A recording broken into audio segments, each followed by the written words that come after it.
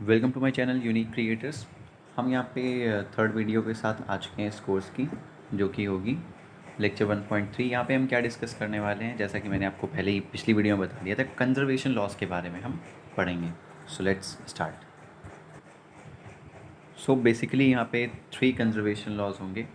First is conservation of linear momentum, then conservation of angular momentum, और then हम conservation of mechanical energy, जो कि detail में अभी हमें पढ़ना है। कंजर्वेशन ऑफ एंगुलर मोमेंटम के बारे में हम ज़्यादा जानेंगे, उसका एप्लीकेशन वगैरह, प्लानिटरी मोशंस जब पढ़ेंगे आगे, एंड लीनियर मोमेंटम जहाँ पे भी यूज़ होगा वी विल डू दैट। ये तो बहुत ही ज़्यादा जनरल है, सो कोलिजन्स वगैरह में इसका यूज़ आएगा। Okay, so let's start. Conservation of linear momentum कब होता है? जब एफ एक्सटर्नल जो होता है, एक्सटर्नल फोर्स अगर जीरो हो जाती है, तो क्या होता है कि एफ एक्सटर्नल जो होता है, इसका फॉर्मूला क्या होता है? D P by D T, rate of change of momentum. अब ये जीरो हो गया तो D by D T of अगर कुछ जीरो है तो वो चीज़ कांस्टेंट हो जाती है। तो पी कांस्टेंट हो गया, मीन्स लीनियर मोमेंटम कांस्टेंट हो गया। सो ये हो गया हमारा कंजर्वेशन ऑफ लीनियर मोमेंटम। कब जीरो होगा? जब एफ एक्सटर्नल जीरो होगा, जो भी एक्सटर्नल फोर्सेस लग रही हैं उनका वेक्टर सम जीरो होगा। ओके, देन नेक्स्ट है conservation of angular momentum. Very easy. Again tau external जो होता है, अगर ये टॉर्क जो है एक्सटर्नल टॉर्क, अगर उसका वेक्टर सम जीरो हो गया तो D J by D T, J represents angular momentum. Okay, तो एंगुलर मोमेंटम जो होगा D J by D T, ये जीरो हो जाएगा, rate of change of angular momentum, and J constant हो जाएगा। ये आपको पता होगा, अगर D A by D T constant, D A by D T zero है तो फिर ए कांस्टेंट होता है। ओके, सो यहाँ पे जे कांस्टेंट हो गया। एक और चीज़, प्लेनर मोशन हो जाता है। जो भी पार्टिकल पे अप्लाई होगा, अगर एंगुलर मोमेंटम कांस्टेंट है तो वो पार्टिकल प्लेनर मोशन कर रहा होगा। ओके, जैसे कि हम प्लानिटरी बॉडीज़ में पढ़ेंगे, एक प्लेन में वो रिवॉल्व करते हैं। Okay, next conservation of mechanical energy, इसे हम डिटेल में पढ़ेंगे यहाँ पे। कंजर्वेशन ऑफ मैकेनिकल एनर्जी, सबसे पहले हम जान लेते हैं यहाँ पे F equal to minus grad phi के बारे में। ये क्या लिखा हुआ है? जो भी कंजर्वेटिव फोर्स होती है वो एक क्राइटेरिया फॉलो करती है इम्पॉर्टेंटली, और वो होता है कि कोई भी जो कंजर्वेटिव फोर्स होती है वो एक ये डेल है, okay, minus of del phi होती है।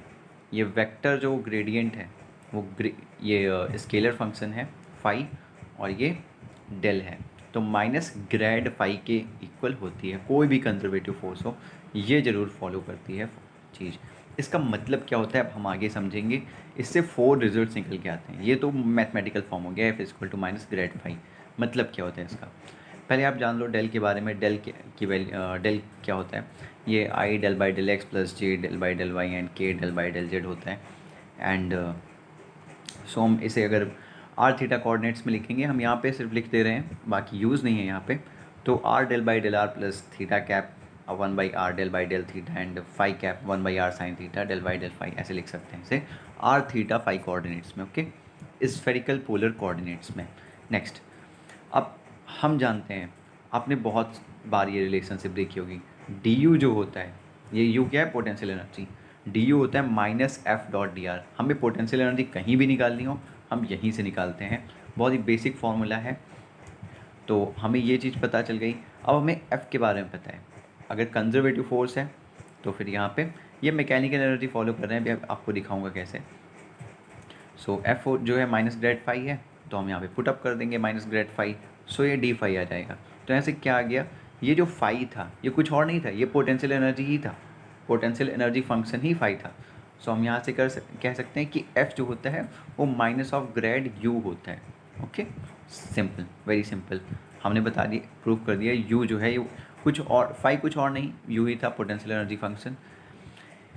यहाँ पे एक और बात आ गई, u जो होता है वो एक स्टेट फंक्शन होता है, that is it's a perfect differential. Perfect differential मतलब कि आगे हम देखेंगे इन बातों को, और ये पाथ इंडिपेंडेंट होता है। तो एक एक प्रॉपर्टी हम यूज़ करके इससे टोटल 4 रिजल्ट्स निकालेंगे, जिसमें से पहला तो ये था कि u फाई है, तो हम डी जो होता है वो minus F dot D R लिख सकते हैं। ये एक इसी का इंटरप्रिटेशन है, F equal to minus grad phi का।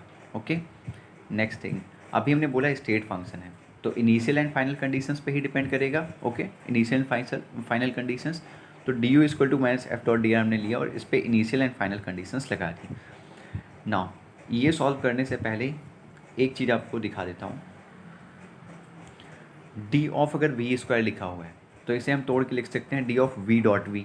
ओके, इसको हम लिख सकते हैं अब सिंपल वही डेरिवेटिव को फॉर्मूला लगाएंगे, एक को छोड़ेंगे दूसरा डिफ्रेंशिएट करेंगे, फिर दूसरे को छोड़ेंगे पहला इंटीग्रेट करेंगे, सॉरी डिफ्रेंशिएट करेंगे, तो V dot D V plus D V dot V आ गया, दोनों को जोड़ दिया तो two V dot D V आ गया। एंड यहाँ से क्या आ गया, वी डॉट डी वी, अगर इस टू को हम इस साइड में भेजते हैं तो वी डॉट डी वी क्या आ गया, D of half of D of V square आ गया, और हाफ को हम अंदर ले सकते हैं तो D of half of V square हम लिख सकते हैं, इसका भी हम यूज़ करेंगे। ओके, सो हमने लिख लिया था D U equal to minus F dot D R, तो हमें पता है एफ क्या होता है, D P by D T होता है। अब हमें ये फॉर्मूला यूज़ करना है। ओके, यहाँ पे देखिए D P by D T, अब ये D R by D T क्या हो गया, ये तो वी हो गया, एंड ये डी पी क्या है, डी पी को हम लिखते हैं एम वी। एम वी तो हमें पता है कि स्केलर है, वो हम कांस्टेंट है, हम टेक डिफरेंशियल से बाहर ले सकते हैं, तो हमने बाहर ले लिया इससे डिफरेंशियल से। ये डी वी बचा यहाँ पे क्योंकि वी बच गया था, तो डी वी, एंड ये D R by D T हो गया वी, तो D V dot V same condition हमारे पास आ गई। और डी वी डॉट वी को हमने क्या बोला था, वी डॉट डी वी को बोला था या फिर डी वी डॉट वी बोलो, दोनों सेम चीज़ें हैं, half of D of half of V square, M को हम अंदर ले लेंगे साथ में, तो माइनस बाहर रह गया, D of half of M V square हो गया। अब इनिशियल फाइनल कंडीशन इस पर हम अप्लाई करेंगे।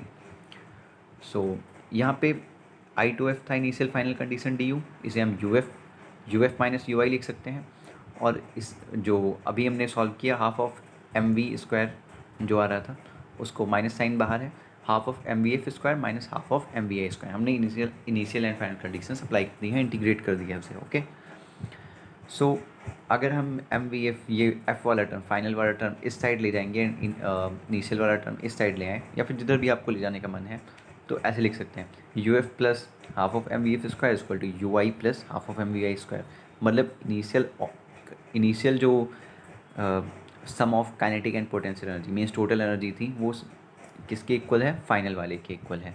तो इसका मतलब क्या हुआ, टोटल एनर्जी कांस्टेंट आ गई, यू एफ प्लस के ई एफ कांस्टेंट आ गया हमारा। ये दूसरा रिजल्ट हमारा मिल गया। पहला क्या था, D U equal to minus F dot D R मिल गया था, वहाँ पे हमने प्रूव कर दिया था यू कुछ नहीं फाई ही होता है, तो पहला रिजल्ट ये, सेकेंड रिजल्ट ये। नेक्स्ट, अब एक परफेक्ट डिफरेंशियल था, ओके, और यू एक स्टेट फंक्शन था, यही, और पाथ इंडिपेंडेंट था। ओके, हमने पाथ इंडिपेंडेंट का यूज़ कर लिया कि इनिशियल फाइनल पे ही सिर्फ डिपेंड करता है, और स्टेट फंक्शन भी हमने दिखा दिया, दोनों सेम चीज़ें हैं, और स्टेट फंक्शन का इंटरप्रिटेशन ही होता है कि वो परफेक्ट डिफरेंशियल होता है। ओके, सो स्टेट फंक्शन है, तो अगर हम साइक्लिक इसका ले लेंगे, साइक्लिक इंटीग्रल, ओके, मतलब कि एक जगह से जाके सेम उसी जगह पे लौट आया इनिशियल टू इनिशियल, तो फिर वो जीरो हो जाएगा। ये इसका थर्ड इंटरप्रिटेशन है हमारे पास। अगर ये सेम जगह से स्टार्ट होता है एंड सेम जगह पे आके चीज़ ख़त्म हो जाती है वही, तो क्या हो जाएगा, जीरो हो जाएगा, फिर एफ डॉट डी आर की वैल्यू जीरो आएगी, क्योंकि वो ये स्टेट फंक्शन है, पाथ इंडिपेंडेंट है।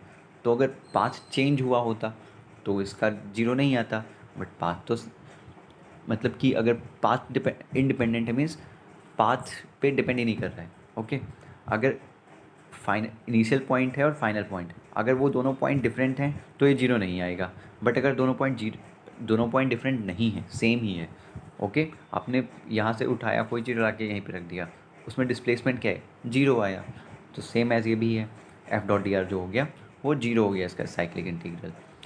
और इसका हम यूज़ करेंगे स्टोक्स थ्योरम, अगर इस पर अप्लाई कर दें तो एफ डॉट डी आर पे अगर स्टोक्स थ्योरम लगाएंगे तो del cross F dot D S लिख सकते हैं। ये आप स्टोक्स थ्योरम देख सकते हो, कमेंट बॉक्स में पुट अप कर सकते हो कि ये होती है स्टोक्स थ्योरम, ये आपका होमवर्क है एक। ओके, तो यहाँ से क्या आ गया, ये जीरो हो गया, तो यहाँ पे डी एस तो जीरो हो नहीं सकता, तो डेल क्रॉस एफ जीरो हो गया, ये इसका हो गया फोर्थ इंटरप्रिटेशन। तो हमने F is equal to minus grad phi जो था, कंजर्वेशन ऑफ एनर्जी जो हमने यहाँ पे यूज़ किया, कंजर्वेशन ऑफ एनर्जी से हमें 4 रिजल्ट्स निकल के आए हैं। कौन से, फर्स्ट तो था हमने D U equal to minus F dot D R prove कर दिया था, सेकेंड टोटल एनर्जी हमने कांस्टेंट दिखा दी, third cyclic integral of F dot D R जो था वो जीरो हो गया, एंड डेल क्रॉस एफ जो है जीरो हो गया। ये सब हम, अब अगर कोई फोर्स कंजर्वेटिव फोर्स है तो ये चार के चारों अप्लाई होते हैं उस पर। ओके, अंडरस्टैंड, ये अप्लाई करता है ई और वी पे भी। E means electric field vector and V means potential okay. U potential energy होता है, वी पोटेंशियल होता है, याद रखना। So F by Q E होता है, तो स्केलर से डिवाइड किया है कांस्टेंट चीज़ से किसी से, तो फ़र्क नहीं पड़ता ई हो या एफ हो, सेम ही अप्लाई होगा। Okay, del cross E zero लिख सकते हैं, right. U by Q is equal to V, again same thing. So यहाँ पे मेरा लेक्चर एंड होता है। नेक्स्ट लेक्चर में हम डिराइव करेंगे एक रिलेशनशिप है, ग्रेडियंट ऑफ 1/r जो होता है वो minus R vector by R cube होता है, वो कैसे डिराइव हो के आता है। ओके, सो लाइक चैनल को शेयर करिए, सब्सक्राइब करिए एंड फॉलो करिए, क्योंकि मैं सारे डेरिवेशंस यहाँ पे आपको कराने वाला हूँ। और ज़्यादा से ज़्यादा शेयर करें, जिससे अगर 50 व्यूज़ आने लगे लगातार, तो मैं इन लेक्चर्स के साथ में एक और चीज़ चालू कर दूँगा, और वो है आपके क्वेश्चन आंसर्स। जो भी DIS में चलती है सीट, मेरे पास अपडेट करके मैं जो भी मेरे पास क्वेश्चन हैं उससे अपडेट करके मैं आपको पढ़ाऊँगा। ओके, सो एक भी मिस नहीं होगा, ये मेरी गारंटी है। बट आपको कम से कम 50 लाइक्स यहाँ पे देने होंगे हर एक वीडियो पे, या फिर न्यू वीडियो जो भी आएगी, अगर आने लगेंगे तो मैं वहाँ से स्टार्ट कर दूँगा। Okay, take care, bye bye.